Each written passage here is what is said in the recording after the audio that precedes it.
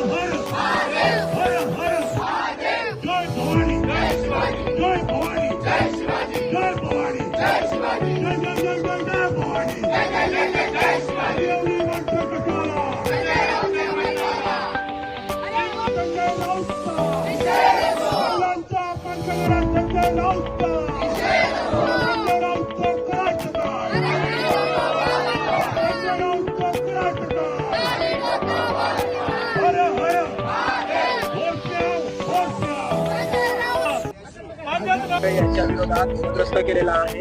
यावर आज तुम्ही जोरमारो आंदोलन नीलम गोरे या कित्येक वर्ष आपल्या सभागृहाच्या उपसभापती आहेत. एक महिलांचं नेतृत्व करण्याची क्षमता त्यांच्याकडे आणि त्यांचा एक आवड आहे आणि त्या महिलांचं नेतृत्व करतात. आणि एवढ्या चांगल्या मोठ्या पोस्टवर असणाऱ्या महिलाबद्दल अशी विधानं संजय राऊतला करणं हे अशोभनीय आहे. त्याचा मी जाहीर निषेध करतो. छत्रपती शिवाजी महाराजांनी महिलांचा नेहमी सन्मान केलेला आहे आणि हा संजय राऊत हा कुठल्या याचा समजायला मार्ग नाही. तो काही बरोबरत असून काही बरोबरत असून मला वाटतं तो वेळा झालेला नाही. त्याला ठाण्याच्या हॉस्पिटलमध्ये आपण ॲडमिट केला पाहिजे असा माझा सल्ला आहे. आणि त्याला इशारा देऊ इच्छितो, पुन्हा जर असं काही त्यांनी केलं तर माझ्या मतदारसंघामध्ये आला तर त्याला आम्ही काळा फाटेशिवाय राहणार.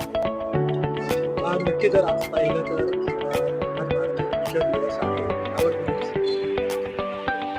मला फार आनंद आहे की मराठी भाषेला आज भाषेचा दर्जा दिलेला आहे. पंतप्रधान मोदी, एकनाथ शिंदे साहेब यांनी प्रयत्न करून हे काम केलेलं आहे. गेली कित्येक वर्ष या बाबतीत तसं घडलं नव्हतं, हे घडलेलं आहे. त्याबद्दल मनापासून अभिनंदन आहे. आणि मराठी भाषा ही आता याच्यापेक्षा आणखी सुदृढ झाली पाहिजे, सुदृढ होण्याची मला खात्री आहे. तर कायदा सुव्यवस्थेची एक प्रश्न पडलेला आहे. महिला आता सध्या स्वर्गातल्या स्वर्गेची आता जी घटना घडलेली आहे त्या महिलासोबत, यावर तुम्ही कसं पाहता? आमचं सरकार हे महिलांचं संरक्षण करणारं सरकार. ज्या नराधामाने असं केलेलं आहे त्याला फाशी झाली पाहिजे, ही आमची महिलांतर्फे सर्वांतर्फे मागणी आहे. आणि मध्ये आमचे उपमुख्यमंत्री आमच्याकडे गोविंदाला आले तेव्हा बोलले होते, अशा कृत्य करणाऱ्या प्रत्येकाला फाशी दिली जाईल. आणि मी त्याचा निषेध करून त्यांना फाशी झाली पाहिजे अशी आमच्या महिलांतर्फे मागणी. नगरसेवकाची घटना घडलेली आहे, हा म्हणजे सुरक्षाला घेऊन काय नियोजित करण्यात येणार आहे का पुढे? हा, आता त्याच्याबद्दल माननीय मुख्यमंत्री देवेंद्र फडणवीस, एकनाथ शिंदे साहेब हे सर्व बाबतीत योग्य तो निर्णय घेणार आहेत. परिवहन मंत्री आमचे आहेत, ते पण सक्षम आहेत, ते सुद्धा याच्या बाबतीत योग्य तो निर्णय घेतील.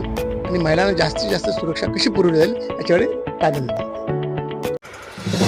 नवीन घडामोडी पाहण्यासाठी आजच आम्ही मुंबईकर 24 तासला लाईक करा, सबस्क्राईब करा आणि अपडेट रहा.